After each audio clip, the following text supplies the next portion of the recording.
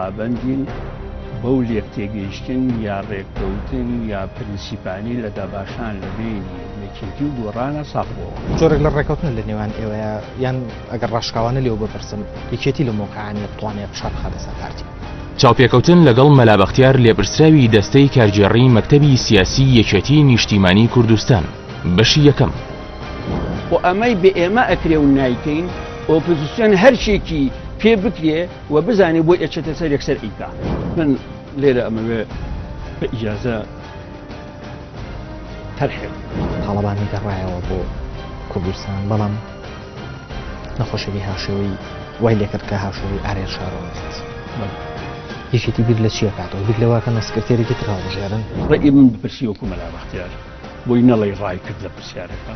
من پێم وابێت لە دوای جەنابی مام جەلال قۆناغی دوای مام جەلالی کورد و یەکێتی لە ناو یەکێتی دەست پێ. چاوپێکەوتن شەوی یەکشەممە کاتژمێر 8:05 لە NRTەوە پێشکەشتان دەکرێت.